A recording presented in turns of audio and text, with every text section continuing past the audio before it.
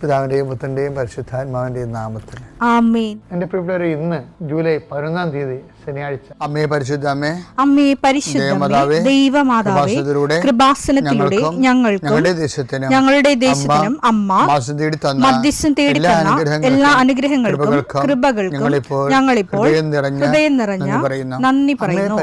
അമ്മേ പരിശുദ്ധമേ, ദൈവമാതാവേ, 2004 ഡിസംബർ 7 ഉച്ചകഴിഞ്ഞ് 2:30 കൃപാസനത്തിൽ സംഭവിച്ച അമ്മയുടെ പ്രത്യക്ഷപ്പെടലിനെ കുറിച്ച് തിരുസഭയ്ക്ക് സമർപ്പിച്ചിരിക്കുന്ന പഠനരേഖകളുടെ മേൽ സഭാത്മകമായ പഠനം ആരംഭിക്കുവാൻ ഞങ്ങൾ പ്രാർത്ഥിക്കുന്നു. അമ്മേ പരിശുദ്ധമേ, ഭൂസ്വർലോകങ്ങളുടെ രാജ്ഞിയായ അങ്ങേയ്ക്ക് ഭൗമസംരക്ഷണത്തിനായി പ്രപഞ്ചപ്രകൃതിയെ തന്നെ തിരുസഭ പ്രതിഷ്ഠിക്കുവാൻ ഈ പ്രത്യക്ഷീകരണം വഴി ഇടയാക്കണമേ. പരിശുദ്ധമേ, ജപമാല മാതാവേ, സകല കൃപാസനം പ്രാർത്ഥനയോടും ചേർത്ത് ഞങ്ങളിപ്പോൾ പ്രാർത്ഥിക്കുന്ന ഈ കുടുംബത്തിന്റെ പ്രത്യേക നിയോഗം പറ മക്കളെ.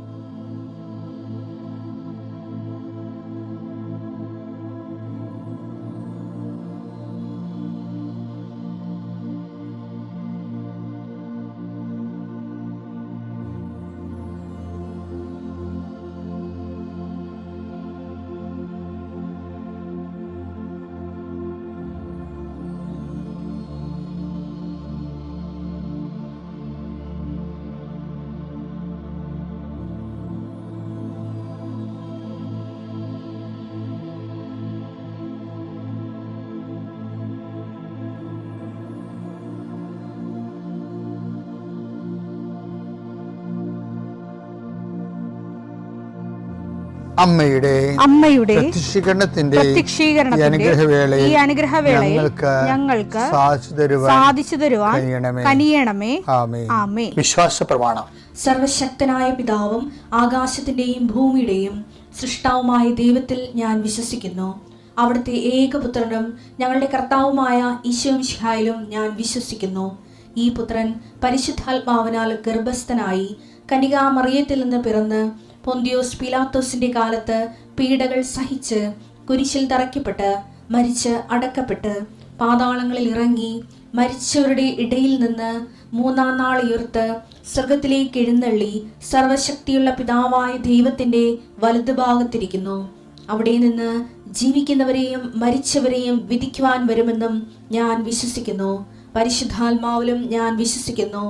വിശുദ്ധ കത്തോലിക്കാ സഭയിലും പുണ്യവാന്മാരുടെ ഐക്യത്തിലും പാപങ്ങളുടെ മോചനത്തിലും ശരീരത്തിന്റെ ഉയർപ്പിലും നിത്യമായ ജീവിതത്തിലും ഞാൻ വിശ്വസിക്കുന്നു. ആമേൻ.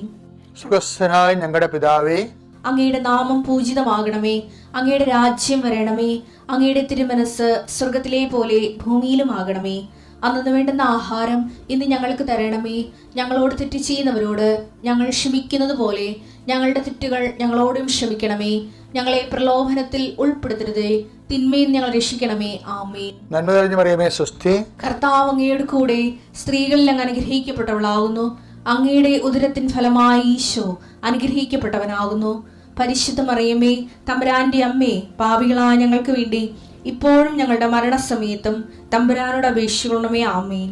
കർത്താവിന്റെ ഉന്നതമായ നാമത്തിന് സ്വസ്ഥം ചെയ്യും. കർത്താവിന്റെ വിശുദ്ധ പൗരോഹിത്യത്തെ മഹത്വപ്പെടുത്തണമേ. കർത്താവ് സഭയിലുള്ള സാന്നിധ്യം പ്രകടമാക്കണമേ. ഈശോയെ, ഈ ആഴ്ചയിലെ അങ്ങയുടെ കാരുണ്യം കണ്ണുനീരോടെ ആഗ്രഹിക്കുന്നുണ്ട്. ഈശോയെ, മുട്ടിന് താഴേക്ക്, കാൽമുട്ടിന് താഴേക്ക്, തുടയിലേക്ക് നീര് പൊങ്ങി കിടക്കണ കണ്ട് കർത്താവ് വ്യക്തിയെ സ്പർശിക്കും. അവർക്ക് എഴുന്നേക്കാൻ പാടില്ല, ഇരിക്കണവർ. കർത്താവെ, അങ്ങനെയുള്ള എല്ലാവരും നീ സ്പർശിക്കണം.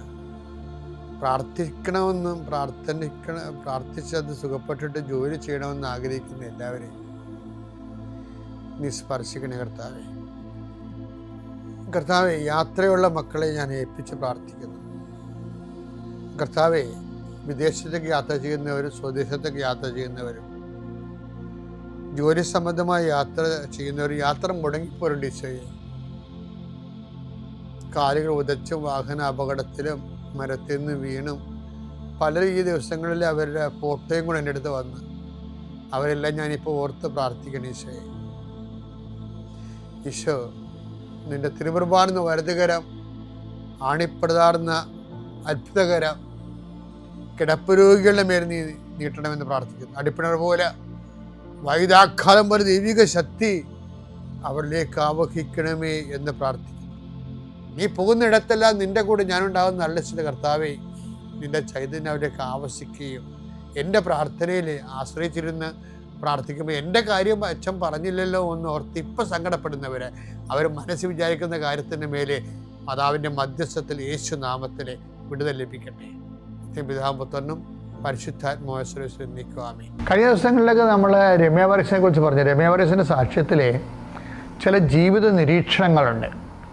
ഇപ്പോൾ ഈ എഡ്യൂക്കേറ്റഡ് ആയിട്ടുള്ള ആൾക്കാർ സാക്ഷ്യം പറയുമ്പോൾ അവരാണ് ഇങ്ങനെ ഈ ഉടമ്പടി is a way of life, covenant is a way of life എന്നൊക്കെ പറയണത്. അല്ല, ജോസഫച്ചൻ പറഞ്ഞു കൊടുത്തതല്ല അവരോട്. അവർ ജീവിച്ചു വന്നപ്പോൾ അവർക്ക് മനസ്സിലായി ഇതൊരു ജീവിത വഴിയാണ്, ജീവിത രീതിയാണ്. ഇപ്പം രമ്യ വർഗീസ് അങ്ങനെയല്ല പറയണത്. രമ്യ വർഗീസ് പറഞ്ഞത് ഉടമ്പടി നമ്മൾ തളർന്ന് വരുമ്പോൾ ചാരിക്കിടക്കാനുള്ള ഒരു ഇടമാണ് ഉടമ്പടിയെന്ന്. അതായത് സഹനങ്ങളിൽ തളരുമ്പോൾ ചാരിക്കിടക്കാനുള്ളൊരു ഇടമാണ്, ഒരാശ്വാസ ഇടമാണ് ഉടമ്പടി. അതിൻ്റെ അവരങ്ങനെ പറയണമെന്ന് വെച്ച് കഴിഞ്ഞാൽ അവർ ഭർത്താവിൻ്റെ മരണത്തിന് ശേഷം ഓരോ വളർച്ചയ്ക്ക് മുമ്പ് നമ്മൾക്കിന്ന് പ്രെയർ ഡ്രോ ചെയ്യാൻ വേണ്ടി, പുണ്യങ്ങൾ പുരോഗമിക്കാൻ വേണ്ടി ദൈവം ചില പ്രോബ്ലംസ് നമുക്ക് തരും, പസിൽസ് തരും. അപ്പോൾ നമ്മളത് ചെയ്യണം. ഇപ്പോൾ രമ്യ വർഗീസിനെ സംബന്ധിച്ചിടത്തോളം, ഇപ്പോൾ രമ്യ വർഗീസ് ഭർത്താവ് മരിച്ചു കഴിയുമ്പോൾ ഭർത്താവിന് ഈശോട് പറയുമേ, 3 കുഞ്ഞുങ്ങളുണ്ടല്ലേ, വളർത്തണമല്ല, എന്തെങ്കിലും മാർഗമുണ്ടോ? അത് ഇവർക്കൊക്കെ ഒരു ഗുണമെന്ന് പറയുന്നത് ഇവർക്ക് കർത്താവുമായിട്ട് അവർ കമ്മ്യൂണിക്കേറ്റ് ചെയ്യുന്നുണ്ട്. എനിക്കറിയാവില്ല, ദൈവത്തിൻ്റെ ബന്ധത്തിൽ ഇപ്പോൾ ഈ ഉടമ്പടി നാളെ നമ്മളെ സാക്ഷികളെ കേട്ടവർക്ക് മനസ്സിലായത് ഒത്തിരി മനുഷ്യർ അവളുടെ ഒരു വീട്ടിലെ അംഗത്തെ പോലെയാണ് അമ്മയുടെ കൂടെ ജീവിക്കുന്നത്. അമ്മയുടെ കൂടെ അവർ ഡയറക്റ്റായിട്ട് സംസാരിക്കുന്നു. അവിടെ അമ്മ വേണമെന്നില്ല, അമ്മയുടെ ചിത്രം പോലും വേണമെന്നില്ല. പക്ഷേ അമ്മ കേൾക്കുന്നുണ്ടെന്നവർക്ക് അവിടെ മനസ്സ് അവരോട് പറഞ്ഞുകൊണ്ടിരിക്കും, നീ പറ, അമ്മ കേൾക്കുന്നുണ്ട് എന്ന് പറയും. അങ്ങനെ ഒരു വലിയ ബന്ധം ഈ ആൾക്കാരുമായിട്ടുണ്ട്. അപ്പോൾ രമ്യ പറഞ്ഞ് കുഞ്ഞുങ്ങളും 3 ഉണ്ടല്ല, എന്നെ വളർത്തണ്ടേ, ഞാൻ എന്ത് ചെയ്യുമെന്ന് ചോദിച്ചു. എന്നിട്ട് ഇപ്പോൾ പറഞ്ഞത് എൻ്റെ 2 PSC റാങ്കിലെ ലിസ്റ്റും ക്യാൻസലായിപ്പോയി, കിട്ടിയില്ല ജോലി എന്ന് പറഞ്ഞു. ഉടനെ അത് പറഞ്ഞതേ ഉള്ളൂ. പിറ്റേ ആഴ്ച വേറെ 2 ലിസ്റ്റ് കൊടുത്തു. ലിസ്റ്റ് കൊടുത്തപ്പോൾ അതിലെന്ന് പറയണത് ഇവളൊക്കെ പിക്കപ്പ് ചെയ്ത് അവൾ നല്ല ശമ്പളത്തിൽ ജോലിക്ക് കയറി. നമ്മളിങ്ങനെ ഭയങ്കരമായിട്ട് പറയുന്ന സാധനങ്ങളൊക്കെ ചുമ്മാ ഇങ്ങനെ ഈസിയായിട്ട് ഇളക്കിയാണ്. അപ്പോൾ വേറെ രസമുണ്ട്, എനിക്ക് ഇഷ്ടപ്പെട്ടതെന്ന് വെച്ചാൽ പിന്നെ പറഞ്ഞ് ഈ ജോലിക്ക് പോകാൻ തുടങ്ങിയപ്പോഴാണല്ലോ സംഗതി കുഴപ്പത്തിലാണെന്ന് മനസ്സിലായത്. എന്ന് വെച്ചാൽ ഇപ്പം മാതാപിതാക്കന്മാരും വളരെ പ്രായമാണ്. പിന്നെ പിള്ളേർ 3 കിളന്തകളാണ്. അതിലൊന്ന് പിള്ളേർ സ്കൂളിലും പിന്നെ താഴത്തെ കുഞ്ഞു ക്ലാസ്സിലും പോണ പിള്ളേരാണ്. ഈ കക്ഷികൾ വീട്ടിൽ എന്തൊരു പരവേശമാണ് അമ്മമാർക്ക്. ഈ കക്ഷികൾ വീട്ടിൽ വരണ മുമ്പ് അമ്മമാർ വരണം. പക്ഷേ അമ്മയുടെ ജോലി എന്ന് പറഞ്ഞാൽ 90 കിലോമീറ്റർ അകലെയാണ്. അപ്പോൾ കയറിയ പാട്ടിൽ അതൊന്നും ട്രാൻസ്ഫർ ചെയ്ത് 5 കൊല്ലത്തിനുള്ളിൽ പാടാണ്. അപ്പോൾ പ്രശ്നം അതൊന്നുമല്ല. ഈശോ പറഞ്ഞു, ഈശോ ഞാൻ വന്ന് കയറുമ്പോൾ സന്ധ്യയാകും. പക്ഷേ അപ്പനും അമ്മയൊക്കെ ഇവിടെ സേഫ് ആകണ്ടേ. ഇത് നിലമ്പൂരാണ്, വനത്തിൻ്റെ അരികിലാണ്. വെള്ളപ്പൊക്കവും മഴയും പിന്നെ വന്യമൃഗങ്ങളുടെ ഉപദ്രവങ്ങളൊക്കെ ഉണ്ട്. ഇപ്പം എന്നെ ഒന്നും ഇവിടുന്ന് മാറ്റുക, ആൾക്കാരൊക്കെ ഉള്ള സ്ഥലത്തേക്ക് കൊണ്ടുപോകാമെന്ന് ചോദിച്ചു. അപ്പോൾ പറഞ്ഞപ്പോൾ അനിയത്തി വിളിച്ച്, ചേച്ചിക്കൊരു വീഡിയോ ഞാൻ കണ്ടിട്ടുണ്ട് കേട്ടോ, ചേച്ചി വന്ന് നോക്കുമെന്ന് പറയും. അപ്പോൾ ഇവർ തമ്മിൽ കമ്മ്യൂണിക്കേഷൻ ഉണ്ടോ നമുക്കറിയത്തില്ല. അവിടെ വർത്തമാനം കേട്ടുകഴിഞ്ഞാൽ കമ്മ്യൂണിക്കേഷൻ ഇല്ല. ഇവരിതിന് വേണ്ടി ചെയ്യുന്നത് പെട്ടെന്നാണ് സംഭവം. പിന്നെ ടൗണിൽ പെട്ടെന്ന് വീട് കണ്ടപ്പോൾ തന്നെ രമ്യക്ക് ഇഷ്ടപ്പെട്ടു. കർത്താവ് സെറ്റ് ചെയ്യുന്ന വീട്. അപ്പോൾ കൊണ്ട് ഉപ്പ് ഇട്ടും ഉടമ്പടി ഉപ്പ് ഇട്ട് പറഞ്ഞ് എൻ്റെ അവകാശമല്ല, എൻ്റെ അവകാശം എഴുതി നിനക്ക് തരണമെന്ന് പറഞ്ഞു. ആർക്ക്? ഈശോയ്ക്ക്. വീട് നിൻ്റെ ഉടമസ്ഥയിലാണ്. അവരിങ്ങനെ അവരിങ്ങനെ ജീവിക്കണം. അങ്ങനെ ജീവിക്കണം കുറേ മനുഷ്യരുണ്ട്. കർത്താവുമായിട്ട്. ഉടമ്പടിയുടെ ഏറ്റവും വലിയ വിഷയം നല്ലൊരു പെർഫെക്റ്റ് റിലേഷനിലേക്ക് ദൈവമായിട്ട് വരുന്നു എന്നുള്ളതാണ്. കാര്യം ഉടമ്പടിയിൽ ഉള്ള കാര്യങ്ങൾ തന്നെ വൃത്തിമേനായിട്ട് ചെയ്താൽ തന്നെ നമ്മൾ ഓട്ടോമാറ്റിക്കായിട്ട് നല്ല റിലേഷനിലേക്ക് വരും ദൈവമായിട്ട്. കമ്മ്യൂണിക്കബിൾ ജോസഫച്ചൻ അതിനെ വിളിക്കുന്നത്, ഞാൻ അതിനെ വിളിക്കുന്നത് കമ്മ്യൂണിക്കബിൾ റിലേഷൻ എന്നാണ്. റിലേഷനൊക്കെ ഒത്തിരി ഉണ്ട്, ആൾക്കാർക്ക് പാസീവ് ഉണ്ട്, ആക്റ്റീവ് ഉണ്ട്. കമ്മ്യൂണിക്കബിൾ റിലേഷൻ എന്ന് പറയുന്നത് നമ്മൾ സംസാരിച്ച ദൈവം സംസാരിക്കുക ഇങ്ങോട്ട്. പുറപ്പാട് 33:11 അതിമനോഹരമായ വചനമുണ്ട് ഇതുമായിട്ട് ബന്ധപ്പെട്ട്. അത് വായിച്ചത് സ്നേഹിതനോടെന്ന പോലെ കർത്താവ്. കേട്ടോ, സ്നേഹിതനോടെന്ന പോലെ കർത്താവ്. ഇത് ഏത് കർത്താവാണെന്ന് അറിയാമോ? ഈശോ കർത്താവല്ലേ. ഇത് പിതാവായ ദൈവമാണ്. പിതാവ് ദൈവം മോസ്റ്റ് റിസർവ്ഡാണ്.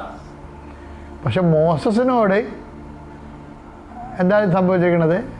മോസസിനോട് എന്ത് ചെയ്യുന്ന പറഞ്ഞ കർത്താവ് മോശയോട് മുഖാഭിമുഖം സംസാരിച്ചിരുന്നു. അപ്പായിക്ക് ഇന്നും റിസർവേഷൻ ഒന്നുമില്ല. നമ്മളപ്പ നിത്യതയുമായിട്ട് മാത്രം നമ്മൾ നിത്യതയെ കോൺസെൻട്രേറ്റ് ചെയ്താണ് നമ്മളുടെ ഒരു പൂർണ്ണമായ എല്ലാ മൂവ്മെൻറ്റ്സും നിത്യതയെ കോൺസെൻട്രേറ്റ് ചെയ്തുകൊണ്ടാണ് നമ്മൾ ജീവിക്കണത്, മറ്റുള്ളവർ ജീവിപ്പിക്കണമെന്ന് അപ്പായിക്ക് തോന്നിയാൽ അപ്പോൾ മോസസിൻ്റെ കാലത്തെ പോലെ നമ്മൾ കമ്മ്യൂണിക്കബിൾ ആകും. പക്ഷേ വിഷയം നിത്യതയായിരിക്കണം. കാര്യം നമ്മൾ നിത്യതയെക്കുറിച്ച് പറയുമ്പോൾ അപ്പയെ സംബന്ധിച്ചിടത്തോളം അപ്പ അത് കൗണ്ട് ചെയ്യണത് നമ്മൾ ഈശോയെ മഹത്വപ്പെടുത്തുക എന്നുള്ളതാണ്. ഈശോയെ മഹത്വപ്പെടുത്തുമ്പോൾ അപ്പയുടെ പദ്ധതിയാണല്ലോ ഈശോ. അപ്പോൾ ഓട്ടോമാറ്റിക്കായിട്ട് ആ മഹത്വം അപ്പയ്ക്ക് കിട്ടണം. അപ്പം അതുകൊണ്ട് പിന്നെ അങ്ങനെ വരുമ്പോൾ അപ്പ നമ്മളോട് ഇൻട്രാക്ട് ചെയ്യാൻ തയ്യാറാവും. അപ്പം അത് ആ ഉടമ്പടിയിൽ ഉണ്ടാകുന്ന ഏറ്റവും വലിയ സാധ്യത എന്ന് പറഞ്ഞാൽ കമ്മ്യൂണിക്കബിൾ പ്രസൻസാണ്. Communicative presence. ഇപ്പം കമ്മ്യൂണിക്കേറ്റീവ് ഇംഗ്ലീഷ് എന്നൊക്കെ നിങ്ങൾ പറഞ്ഞില്ല, അതുപോലെ കമ്മ്യൂണിക്കേറ്റീവ് പ്രസൻസ് ഉണ്ട്. ഇപ്പോഴും നമ്മളോട് കമ്മ്യൂണിക്കേറ്റ് ചെയ്യും. എന്നുവെച്ചാൽ നമ്മൾ എന്ത് പറയുന്ന അളവിലും തൂക്കത്തിലും സഡൻ ആക്ഷൻ ഉണ്ട്. അത് കമ്മ്യൂണിക്കേറ്റീവ് പ്രസൻസ് എന്ന് പറയുന്നത്. രമ്യ വർഗീസ് അതിൻ്റെ ഒരു ആ അനുഭവതലത്തിലേക്ക് വന്ന് നിങ്ങൾക്കും എല്ലാം ഇതിന് ഉടമ്പടിക്കെല്ലാം ആ സാധ്യതയുണ്ട്. അതാണ് ഞാൻ സാധ്യത പ്രയോജനപ്പെടുത്തണമെന്ന് പറഞ്ഞത്. പിതാവിൻ്റെയും പുത്രൻ്റെയും പരിശുദ്ധാത്മാവിൻ്റെയും നാമത്തിൽ.